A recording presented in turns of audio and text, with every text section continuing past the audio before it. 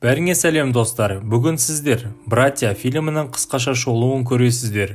Бір үйде Теңізші ротасының капитаны Сэм Кейхилл бірнеше күннен кейін Ауғанстанға аттанады.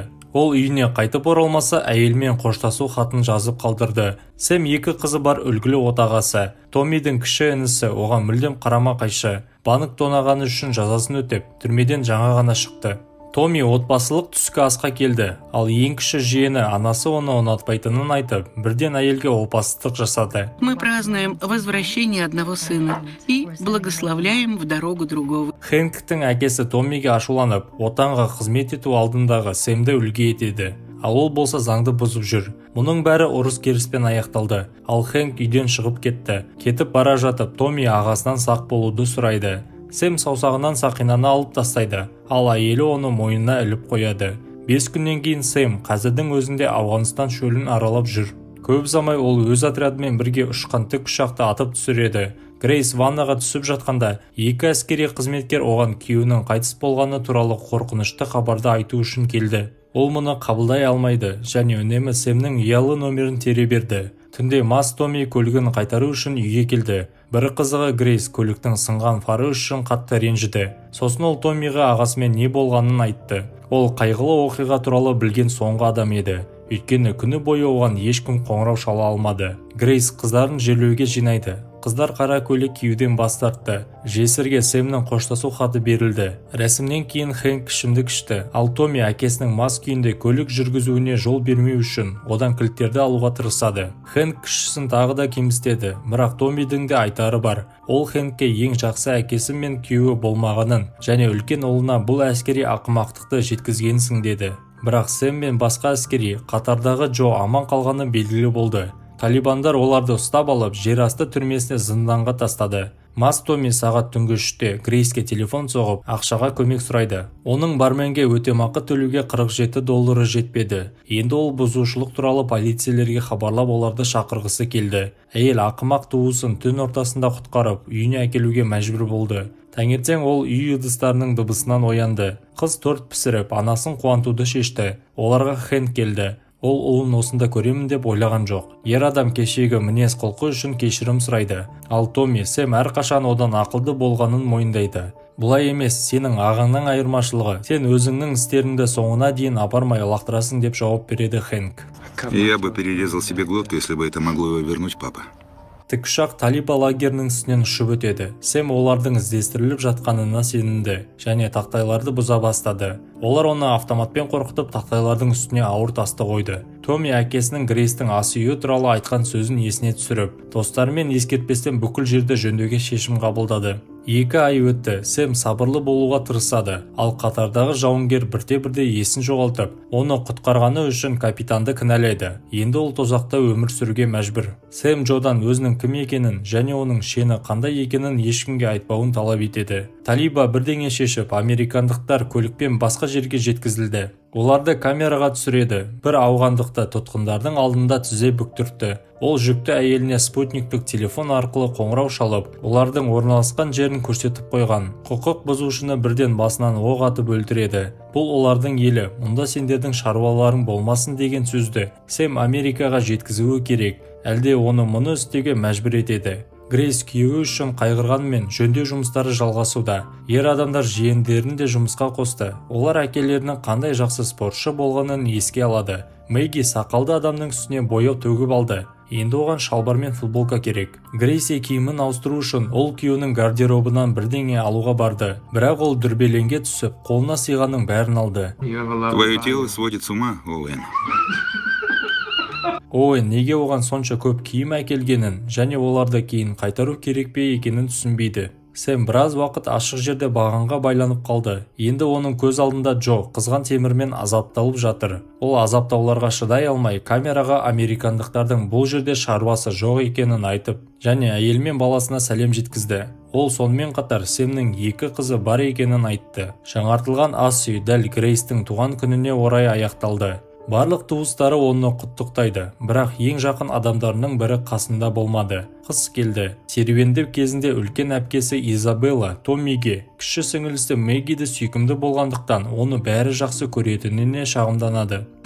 А тебя тоже все без ума. Пошли. Томидің қолынан жақсы келетін заты ол балалармен тіл табысуы. Бір күні банк қызметкеріне жігіт келіп, оны кезінде қарумен қорқытқанына кешірім сұрайды. Олар 1 сағат сөйлесті. Сол оқиғадан кейін әйел 3 жыл бойы қалыпты ұйықтай алмады. Осы уақыт бойы ол қарақшы қайтып келіп, оны атып тастайды деп қорықты. Кешке Томми мен Грейс мектептегі күндерін еске алады. Әйел оны ұнатпайтынын, себебі ол үнемі ішімдікке салынып, біреумен ұрсып жүретінін айтты. Олар кенет құмарлана сүйісе бастады. Грейс далаға шығу дұрыс деп шешті. Томми жылай бастады. Осы уақыт бойы күйеуінің хаты мөрленген. Әйел хатты әлі оқымады. Сэм мен қатардағы Джонды азаптауды жалғастыруда. Бірде оған темірді беріп, жолдасын өлтіруді бұйырды. Ол бәрін айтып, талибалықтарға жүк болып кетті. Сэм алдымен темірді лақтырып жіберді. Бірақ олар оған мылтық сілтеп, сен немесе ол деді. Кейін жігіт ауғандықтардың айғайына қарап, Джоны темірмен ұрып соғып өлтірді. Өлім сәті камераға түсірілген болды. Томми Грейстің үйіне сәндік ұстатқыштар орнатамыз деген сөздермен келді. Ол кейде қыздарды көрсем қуанамын дейді. Кейінірек Хэнк келді. Бұл ұлы қашан барлық кәсіптің атасы атанғанына таңғалады. Талибан лагеріне америкалық әскерлер шабуыл жасады. Көсемдердің бірі Сэмді өлтіргісі келді. Бірақ оның өзіне оқ тиіп, ол шатқалға құлады. Жазу камерасы жанып кетті. Теңіз жаяу әскері ақыры тұтқыннан босатылды. Томми аулада балалармен ойнап жүргенде Грейске қоңырау шалып, күйеуінің әлі де аман қалғаны туралы хабарлады. Бүкіл отбасы оны әуежайда қарсы алды, ал Томми сонымен бірге бақытты және қайғылы болды. Ең алдымен қыздар жаңа ас үйлерін көрсетеді. Сэм төсекке жатып, әйелі мен қыздарын қатты құшақтады. Грейс жуынатын бөлмеге күйеуіне кіріп, оның тыртықтарынан сүйе бастады. Бірақ Сэм суық болды және әйеліне шығып кетуін сұрады. Хэнк Сэмнің біртүрлі әрекет етіп жатқанын көріп, өзінің Вьетнам соғысынан оралып, ұлдарынан қалай алыстап кеткенін есіне алады. Мұз айдынында Сэм інісіне отбасына қамқор болғаны үшін алғыс айтады. Ол одан мұндайды күтпеген. Грейс таңғаларлық әйел деп жалғастырады ол. Кенеттен сен онымен ұйықтадың ба деп Сэм сұрады. Ол мұның қалай болатынын түсінеді. Өйткені олар оны өлді деп ойлады. Что творится у тебя в голове? Что ты мог подумать такое? Вы, ребята, выглядите как 2 влюбленных подростка. Бірақ оны сендіру мүмкін емес. Сэм олардың ұйықтағанына 100% сенімді. Қайтыс болған сарбаздың отбасы Сэмнің үйіне қонаққа келді. Кіші Джо бұрыштан шықты. Жесір әйелге ол ұйықтап жатқанда, оның күйеуімен сондай-ақ аман қалғаны үшін жек көретін Сэм үнемі түсіне кіреді. Бірақ Джо бұл әлемде жоқ. Сөйтіп ол кешірім сұрауға келді. Сэм әйелге күйеуінің қалай қайтыс болғанын көрмегенін және оның өлімі туралы ештеңе білмейтінін өтірік айтады. Түнде Сэм кептеліп қалып, қолына мылтық алып әйнек стакандарды сөреге қоя бастады. Ол бүкіл үйді қарумен аралап жүреді. Келесі күні Сэм әскери базаға келді және ол қазірдің өзінде қайтып оралғысы келетінін айтты. Они не понимают. Никто не понимает. Ол мұнда қалғысы келмейді. Бірақ Сэм әлі де отбасымен бірге уақыт өткізуі керек. Кешкі ас үстінде қыздар неше түрлі ақымақ нәрселерді айтып қалжыңдайды. Сосын Сэм ашуланып қыздарына сөйлей бастады. Сендердің айтқандарын күлкілі емес, ендеше неге күліп жатсыңдар деді. Грейс күйеуін тыныштандыруға тырысты. Бірақ ол жай ғана үстелден тұрып шығып кетті. Изабель Томми ағай қашан қайтады деп сұрайды. Әкемде бірдеңе бар екені анық. Грейси күйеуінен Ауғанстанда оларға не істегені туралы сөйлескенін қалайды. Бірақ ол Томми мен олардың арасында не бар екенін білуге көбірек қызығушылық танытады. Мы целовались. Вот и все. Басқа ештеңе болмады деп Грейс сендіреді. Мен сені өлді деп ойладым. Бірақ Сэм әлі де олар бірге ұйықтады деп ойлауда. Түн ортасында ол небәрі 21 жаста болған Джонның бейітінің басына келді. Әкесі үйге келгенде қыздар аулада ойнап жүрген. Изабелла орнында қатып қалды. Ол одан қорқып кері шегінеді. Сэм қыздарын құшақтап бәрі жақсы болады дейді. Үлкен қызы көз жасын әрең ұстап тұр. Сэм әйеліне түні бойы отбасы туралы ойлағанын және аман қалғанының қаншалықты бақытты екенін түсінгенін айтты. Мэгидің туған күні. Барлығы Томмидің келуін күтуде. Ол жалғыз келген жоқ. 1 сағат бұрын танысқан Тина есімді қызбен келді. Солай ол жағдайды тыныштандырғысы келеді. Тина ақылсызсып және әскер туралы неше түрлі бос сөздерді айта бастады. Томми оны шынтағымен түртеді. Бірақ қыз қатты кетіп бара жатты. Сэм шиеленісіп қалды. Қыздары таласып жатты. Ал әкесі үнемі Изабельге сөйлейді.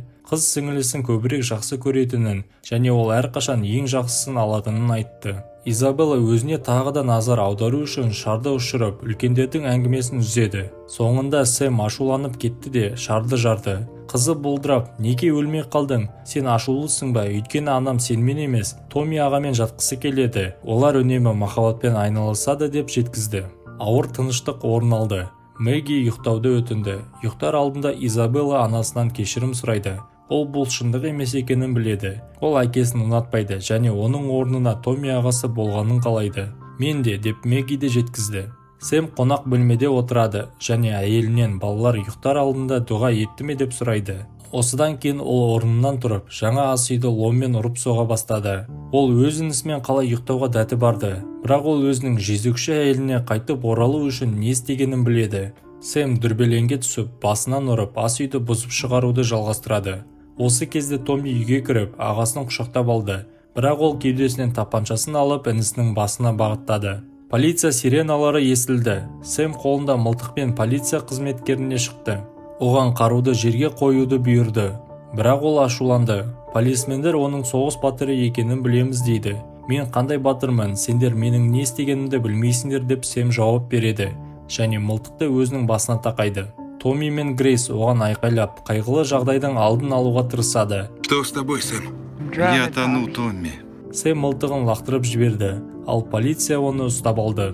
Соңында Грейси конвертті ашып, күйеуінің өзін және оның қыздарын қаншалықты жақсы көретіні туралы хатын оқыды. Ер адамның өзі Томмиге онымен татуласып кешірім сұрау үшін психиатриялық емханадан қоңырау шалды. Томми жиендерімен қалды. Грейси болса күйеуіне қонаққа келді. Әйел оған не болғанын, неге өзін сонша қинайтынын айтуды сұрайды. Я убил его. Я убил Джо Уиллиса. Мойындағаннан кейін Сэм барлық болған оқиғадан кейін қалыпты өмір сүре алам ба деп ойлайды. Осымен фильм аяқталды достар. Сіздермен болған киношолу арнасы келесіде кездескенше.